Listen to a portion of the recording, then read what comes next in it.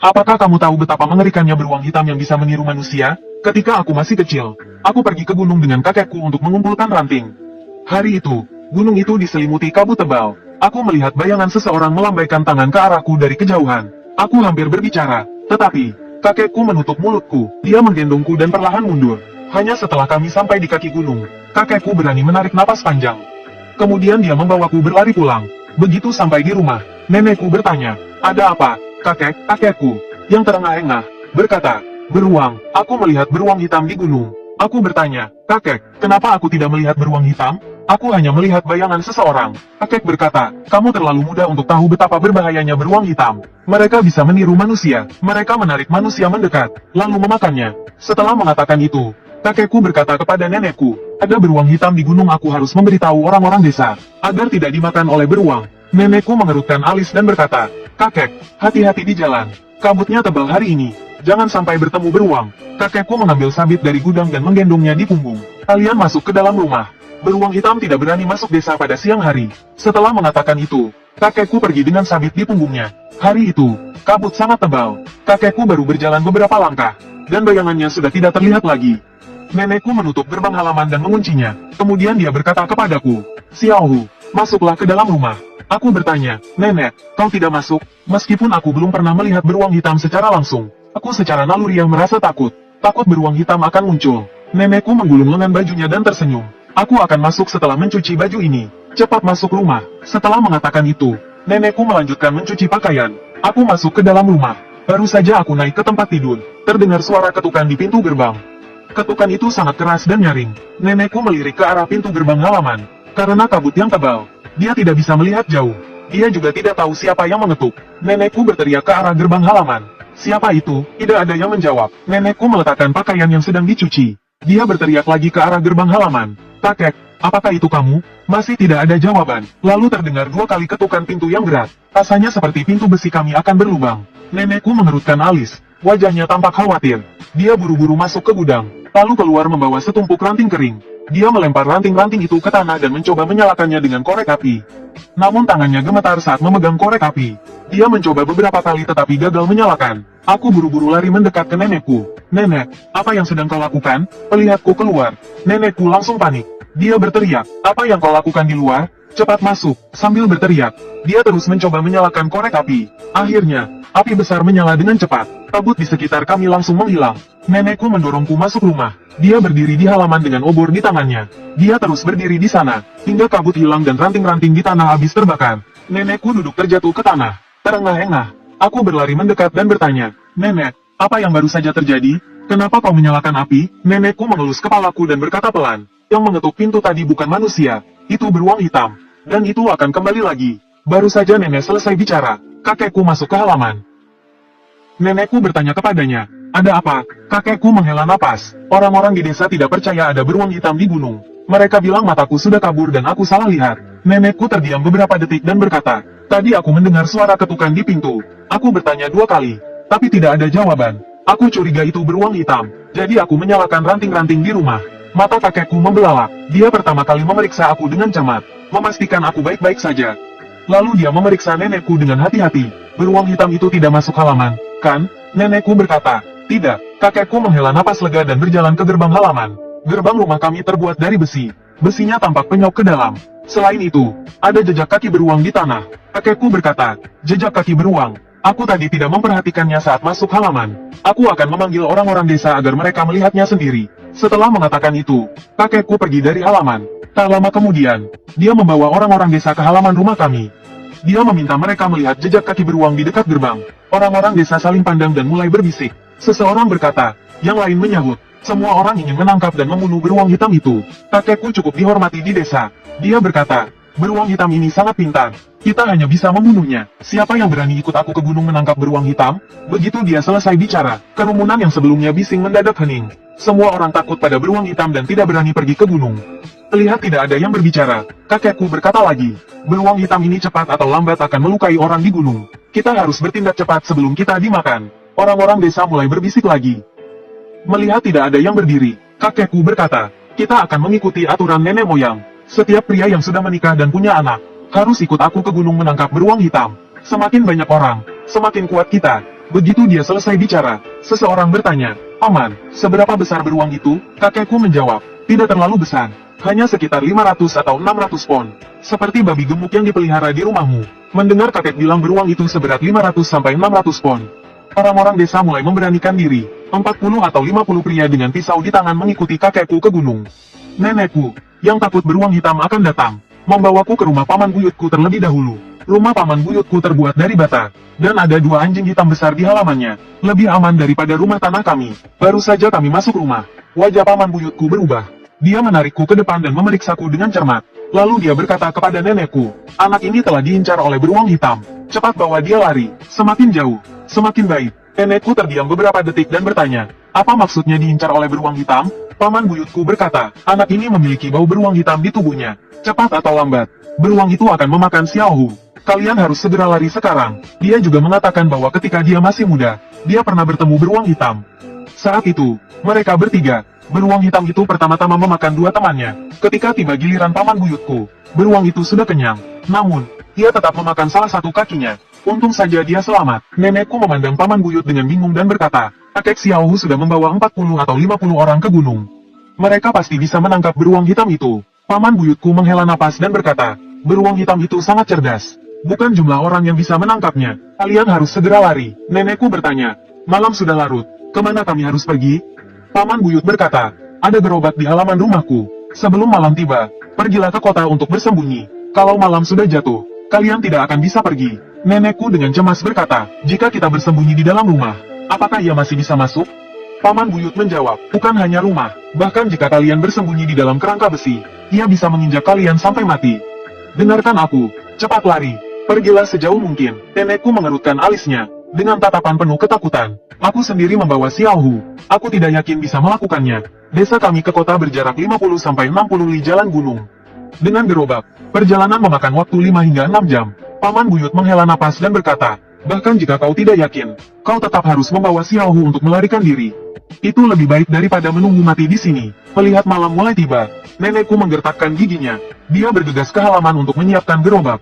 Dia juga membawa tumpukan ranting kering dari gudang ke atas gerobak. Aku bertanya, "Nenek, untuk apa ranting-ranting itu?" Ranting-ranting itu terlalu banyak, membuatku hampir tidak ada tempat untuk duduk. Tapi nenekku seperti tidak mendengarku. Dia memandang paman buyutku dan berkata, Paman buyutku menjawab, "Jangan khawatir tentang aku sudah tua. Beruang hitam tidak akan tertarik padaku. Cepat pergi, berhati-hatilah di jalan. Jika kau mendengar suara aneh, atau mencium bau busuk seperti bangkai, jangan pernah menoleh ke belakang." Saat paman buyut berkata ini, matanya penuh ketakutan. Secara naluriah, aku melihat kaki cacat paman buyutku. Apakah aku akan berakhir seperti ini jika bertemu beruang hitam? "Nenek, setelah aku dan Xiaohu pergi, masuklah ke dalam rumah." Setelah berkata begitu, nenekku mulai mengarahkan gerobak keluar halaman. Cara dia mengarahkan gerobak kali ini berbeda dari biasanya. Ekspresinya serius dan penuh kewaspadaan. Aku duduk diam di sebelah nenekku. Aku bahkan tidak berani berbicara sepatah kata pun. Aku takut suara kami akan menarik beruang hitam. Tidak lama kemudian, kami keluar dari desa. Matahari hampir tenggelam. Nenekku mengarahkan gerobak dengan sekuat tenaga. Tak lama, malam mulai gelap. Kami baru menempuh sepertiga perjalanan menuju kota. Sekitar kami sangat sunyi. Hanya terdengar langkah kaki keledai, dan suara lonceng di leher keledai. Nenekku mengerutkan alis. Dia tiba-tiba menarik tali ketang, menghentikan keledai. Suara loncengnya terlalu berisik, gumamnya. Dia melanjutkan perjalanan lagi. Aku duduk diam di sebelahnya, bahkan tidak berani bernapas keras. Nenekku bertanya, "Xiaohu, apakah kau kedinginan?" Aku menjawab, "Tidak." Begitu aku selesai berbicara, terdengar suara ding dari belakang kami. Itu suara lonceng. Nenekku juga mendengarnya. Aku bertanya, "Nenek, aku hampir menoleh ke belakang." Namun, nenekku menghentikanku. Mendengar ini, hatiku menjadi tenang. Kenapa kita tidak berjalan lebih lambat? Tunggu orang desa itu supaya kita bisa berjalan bersama. Dia mengayunkan cambuk. Keledai itu seperti ketakutan, mulai berlari sangat cepat. Aku memegangi pakaian nenekku erat-erat. Angin bertiup kencang di telingaku. Angin itu membawa bau busuk yang sangat menyengat, seperti bau ayam mati yang membusuk. Sangat menjijikkan.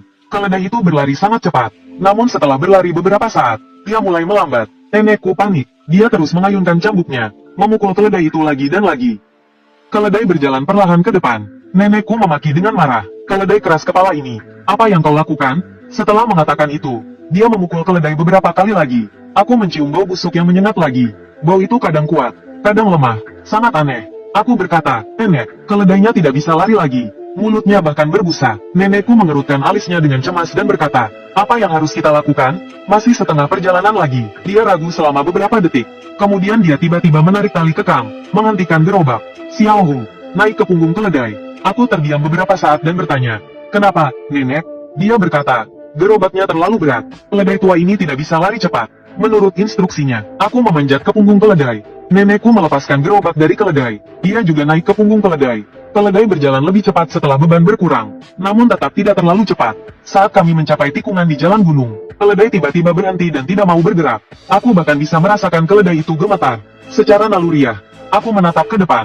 Aku melihat sosok seseorang tidak jauh di depan. Sosok itu berdiri diam di sana. Kepalanya sesekali bergerak. Entah mengapa, bulu kudukku berdiri tanpa sadar. Punggungku terasa dingin. Aku berbisik, nenek, ada seseorang di depan. Baru saja aku selesai bicara, nenekku menutup mulutku dengan tangannya. Dia mendekat ke telingaku dan berbisik, jangan bersuara, jangan bergerak. Begitu dia selesai bicara, aku melihat sosok di depan itu bergerak sedikit. Dia mulai bergerak ke arah kami. Cara dia berjalan sangat aneh. Tidak seperti manusia. Aku merasa takut secara naluriah. Jantungku berdebar kencang. Rasanya seperti jantungku akan meledak. Nenekku mengangkatku dari punggung keledai. Aku berbisik, nenek, apakah sosok di depan itu manusia? Begitu aku selesai berbicara, terdengar bunyi ding. Itu suara lonceng lagi. Suara itu berasal dari depan kami. Kedengarannya sangat dekat. Aku berkata, nenek, aku takut. Bagaimana kalau kita kembali saja? Wajah nenekku tampak sangat pucat. Dia memelukku erat-erat. Xiao Hu, jika sesuatu terjadi nanti, larilah di sepanjang jalan gunung. Jangan pernah menoleh ke belakang. Saat dia mengatakan ini, air mata sudah menggenang di matanya. Tangannya yang memelukku gemetar. Aku memegang erat pakaian nenekku dan berbisik, kita lari bersama saja. Aku kembali mencium bau busuk itu. Bau itu membuatku merasa takut. Lalu terdengar suara ding-ding lagi. Suara itu semakin mendekat. Aku melirik ke arah jauh. Sosok itu tiba-tiba menghilang.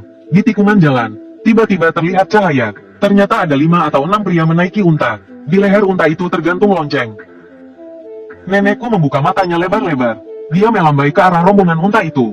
Pemimpin rombongan terlihat sangat tua. Dia juga memiliki janggut lebat. Nenekku berkata, orang baik, di gunung ini ada beruang hitam. Tolong bantu kami kembali ke desa. Pemimpin itu berkata, naiklah. Aku dan nenekku naik ke unta. Itu adalah pertama kalinya aku naik unta. Pemimpin rombongan itu mengantar kami kembali ke desa dan pergi begitu saja. Nenekku memelukku erat dan buru-buru lari ke rumah paman buyutku. Gerbang rumah paman buyutku terbuat dari besi. Dinding halaman sangat tinggi. Dinding itu dibangun dari bata, sangat kokoh. Baofu, buka pintunya. Dia sesekali menoleh ke belakang. Takut beruang hitam mengejar. Nenekku mengetuk pintu besi beberapa kali lagi. Ketukan di pintu besi itu berbunyi kang-kang. Setelah beberapa detik, suara paman buyutku terdengar dari dalam halaman. Saya datang. Paman buyutku membuka pintu besi. Nenekku berkata, kenapa kau lama sekali membuka pintu? Saya mendengar Anda memanggil dan terburu-buru. Tapi saya tidak bisa menemukan tongkat saya. Kenapa kalian tiba-tiba kembali? Nenekku menghela napas dan berkata, kami bertemu beruang hitam di jalan. Paman buyutku terdiam beberapa detik, lalu mengunci pintu halaman. Masuklah, bicarakan di dalam. Kami semua masuk ke dalam rumah. Paman buyutku mengunci pintu rumah. Lalu ia mendorong lemari ke depan pintu untuk menghalangi. Dia juga mematikan lampu di dalam rumah. Paman buyut berkata, beruang hitam itu pintar. Kalau lampunya menyala, ia tahu orang-orang belum tidur. Ia akan mengintip lewat jendela ke dalam rumah untuk melihat ada berapa orang di dalam. Kalau banyak orang, ia akan pergi. Tapi kalau sedikit, ia akan masuk ke dalam. Matikan lampunya, maka ia tidak akan tahu ada berapa orang di dalam. Nenekku menghela napas dan berkata, kenapa kami harus menjadi targetnya? Benar-benar sial. Paman buyutku juga menghela napas. Bagaimana kalian bisa kembali setelah bertemu beruang hitam? Nenekku berkata, kami bertemu rombongan unta. Ada 5 atau 6 pria yang menyelamatkan kami. Begitu nenekku selesai bicara, paman buyutku membuka matanya lebar-lebar dan berkata, rombongan unta? Nenekku berkata, mereka mengantar kami ke pintu desa lalu pergi. Mereka bilang mereka akan pergi ke Huzen. Wajah paman buyutku berubah pucat. Dia tampak seperti sedang memikirkan sesuatu. Nenekku bertanya, begitu banyak orang dalam rombongan unta. Tidak apa-apa, kan? Paman buyutku berkata, beruang hitam itu pendendam, aku khawatir ia akan mengejar rombongan unta. Nenekku berkata, begitu banyak orang, ia pasti tidak berani menyerang. Paman buyutku menarik napas dalam-dalam, lalu menghembuskannya perlahan. Jangan remehkan otak beruang hitam. Ia bisa menipu orang. Nenekku berkata, lalu harus bagaimana? Malam sudah larut dan kita tidak tahu jalan gunung mana yang mereka lewati. Paman buyutku berkata, selama rombongan unta tidak berpencar, tidak akan ada masalah. Paman buyutku dan nenekku terus membicarakan tentang beruang hitam. Aku pun tertidur dalam keadaan setengah sadar. Keesokan paginya, kakekku dan para pria desa turun dari gunung. Mereka mencari semalaman tetapi tidak menemukan beruang hitam. Kakekku berkata, semua orang, pulang dan istirahatlah. Malam ini kita lanjutkan pencarian beruang hitam. Seorang pemuda dari kerumunan berkata, Paman, mungkin beruang hitam itu sudah lari. Menurut saya, kita cari lagi beberapa hari ke depan saja. Kakekku menjawab, tidak bisa. Semakin lama kita mencari, semakin besar risiko beruang itu turun gunung dan melukai orang. Begitu kakekku selesai berbicara, Cener datang berlari-lari dengan napas terengah-engah. Celaka, ada masalah. 3 orang ditemukan tewas di lereng gunung. Kakekku terdiam beberapa detik lalu berteriak, ayo kita lihat. Orang-orang desa bergerombol menuju lereng gunung. Sesampainya di sana, mereka bisa melihat korban dengan jelas. Kakekku berkata, yang mati adalah orang luar. 3 orang itu meninggal dengan mengenaskan. Perut mereka robek, isi perut mereka dimakan oleh beruang hitam. Tangan dan kaki mereka masih utuh, tetapi tulang-tulangnya dihancurkan oleh cakarnya. Tulang mereka terlihat dari luar. Nenekku mendekat dan menunjuk salah satu pria itu, berkata, ini pria yang semalam mengantar aku dan Xiaohu kembali ke desa. Mereka adalah bagian dari rombongan unta. Kakekku terdiam beberapa detik dan berkata, rombongan unta. Nenekku menceritakan kejadian semalam kepada orang-orang desa. Orang-orang desa tertegun mendengarnya. Mereka tidak berkata apa-apa untuk waktu lama. Punggungku juga terasa dingin. Ternyata yang mengikuti kami tadi malam bukanlah manusia, melainkan beruang hitam. Nenekku menarik napas panjang dan berkata, orang-orang dari rombongan unta itu dimakan oleh beruang hitam karena menyelamatkan kami. Kita tidak boleh membiarkan mereka tergeletak begitu saja di alam liar. Kita harus mengubur mereka dengan layak. Setelah berkata demikian, nenekku berkata kepadaku, Xiaohu, cepat sujud kepada mereka untuk berterima kasih. Aku mengikuti instruksi nenekku, berlutut, dan memberi 3 kali penghormatan kepada orang-orang dari rombongan unta. Kakekku berkata, siapkan 3 peti mati yang bagus untuk mengubur mereka. Setelah itu, kakekku berkata kepada orang-orang desa, beruang hitam ini memakan manusia. Beruang hitam ini sangat pendendam. Malam ini kita harus naik gunung untuk menangkapnya. Seorang pemuda desa berkata, Paman, desa kita dikelilingi oleh gunung. Jika hanya mencari di gunung, kapan kita bisa menangkapnya? Saat malam tiba, beruang itu bersembunyi di bawah batu. Walaupun banyak orang mencarinya, tetap saja sulit untuk menemukannya. Kata-kata pemuda itu masuk akal. Gunung di sekitar desa kami terlalu besar. Dengan hanya beberapa puluh orang dari desa, menangkap beruang hitam itu memang sulit. Saat penduduk desa sedang bingung, paman buyutku muncul dengan tongkatnya dari kerumunan. Jika kita mengubur mayat-mayat ini, kita bisa menarik beruang hitam itu ke sini. Kakekku terdiam beberapa detik dan berkata, mereka adalah penyelamat nyawa keluarga saya. Saya tidak bisa menggunakan tubuh mereka untuk memancing beruang. Saya lebih baik menghabiskan uang untuk membeli domba hidup sebagai umpan. Paman buyutku menghela napas dan berkata, ini bukan seperti yang Anda pikirkan. Beruang hitam itu baru saja kenyang. Bukan hanya domba, bahkan jika Anda menggunakan manusia hidup, ia belum tentu akan muncul. Dengarkan saya kali ini, beruang itu pasti akan datang. Penduduk desa saling pandang, berbisik pelan tanpa berkata apa-apa. Semua orang berharap beruang itu bisa segera ditangkap, agar mereka bisa hidup tanpa rasa takut. Kakekku berkata, bagaimana jika beruang itu menggali kuburan? Itu tidak baik. Setelah mati, mereka tidak akan tenang. Paman buyutku berkata, kita bisa menutupi kuburan dengan lapisan tanah ekstra. Saat ia menggali dan memasukkan kepalanya ke dalam kuburan, kita langsung menyerang. Kita potong kepalanya dengan kapak. Paman buyutku berkata dengan penuh tekad, dan matanya dipenuhi kemarahan. Kakekku ragu sejenak dan memandang ke arah penduduk desa. Dari kerumunan, ada yang berkata, Paman, hidup lebih penting daripada mati. Setelah kita membunuh beruang hitam itu, kita bisa memanggil pendeta. Kita lakukan ritual untuk menenangkan jiwa orang-orang luar ini. Kakekku menghela napas panjang dan berkata kepada mayat-mayat itu, maafkan kami, setelah beruang itu mati, kami pasti akan mengubur kalian dengan layak. Kakekku berkata selesai, lalu meminta semua orang mulai bekerja. Beberapa pemuda desa mengambil peti mati dari kaki gunung dan menempatkan mayat ke dalamnya. Kakekku meminta lubang digali lebih dalam. 10 lebih pemuda desa menggali 3 lubang sedalam 2 meter. Mereka dengan hati-hati menurunkan peti mati ke dalam lubang, lalu menutupinya dengan lapisan tanah yang tebal. Paman buyutku melihat matahari dan berkata kepadaku, Tiger kecil, nanti saat matahari terbenam, menangislah di depan kuburan. Setelah menangis, langsung sembunyilah. Aku bertanya, sembunyi di mana? Paman buyutku menjawab, sembunyi di kuburan. Belum selesai dia bicara, nenekku langsung melindungiku dari belakang. Dia berteriak kepada paman buyutku, itu ide macam apa? Tiger kecil baru 6 tahun. Kamu menyuruhnya menangis di kuburan untuk menarik beruang? Saya tidak setuju. Kakekku menatap paman buyutku dan berkata, tadi kamu bilang menggunakan kuburan saja cukup untuk menarik beruang. Kenapa sekarang perlu tiger kecil menangis di kuburan? Paman buyutku menjawab, tiger kecil memiliki aroma beruang hitam di tubuhnya. Beruang hitam sudah membidiknya, cepat atau lambat, dia akan dimangsa. Menyuruhnya menangis di kuburan, hanya untuk memastikan semuanya berhasil. Nenekku berkata, tidak boleh, tidak akan pernah boleh. Nenekku melindungiku dari belakang, memegang erat lenganku. Paman buyutku menghela napas dan berkata, beruang ini sangat licik, jika kali ini dia lolos, akan sangat sulit untuk menariknya keluar lagi. Belum selesai dia bicara, nenekku dengan kesal berkata, tetap tidak boleh menyuruh tiger kecil memancing beruang. Dia baru 6 tahun. Kalau dia ketakutan sampai tidak bisa lari, bagaimanapun juga, saya tidak akan membiarkannya. Nenekku selesai bicara, langsung menggandengku turun dari gunung. Sambil berjalan dia berkata, kalau tidak bisa menangkap beruang ini, kita pindah rumah. Tetap saja hidup di tempat lain. Dia sengaja berkata begitu agar paman buyutku mendengar. Belum jauh berjalan, suara kakekku terdengar dari belakang. Nenek, tunggu sebentar, kata kakekku. Nenekku berbalik dan bertanya, ada apa?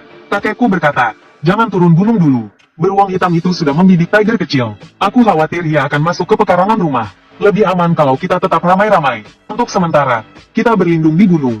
Di dekat sini ada rumah tanah yang sudah tua. Di dalam rumah itu ada patung Buddha dari tanah liat. Setelah memperbaiki kuburan, penduduk desa masuk ke rumah itu. Mereka menunggu hingga malam dan beruang muncul. Tidak lama kemudian, matahari terbenam. Syukurlah, cahaya bulan menerangi sekeliling. Bayangan terlihat jelas. Penduduk desa menunggu di rumah tanah itu. Mereka menunggu lama, tapi beruang tidak muncul. Pemuda desa mulai tidak sabar. Paman ketiga, apa Anda yakin beruang akan datang? Paman buyutku berkata, pasti datang. Pemuda itu menjawab, tapi kami sudah menunggu lama. Bahkan bayangannya saja belum kelihatan. Paman buyutku melotot pada pemuda itu. Diam dan tunggu dengan tenang. Baru selesai dia bicara, aku mencium bau busuk. Seperti bau daging babi busuk. Jantungku langsung berdegup kencang. Beruang hitam, aku berkata pelan kepada nenekku. Nenek, beruangnya datang. Nenekku menutup mulutku dengan tangannya. Orang-orang di rumah tanah itu menjadi siaga. Mereka menatap keluar jendela. Aku juga melihat keluar jendela. Terlihat seekor beruang hitam keluar dari hutan. Langkahnya lambat, kepalanya menunduk, mengendus-endus tanah. Dari mulutnya terdengar suara rendah.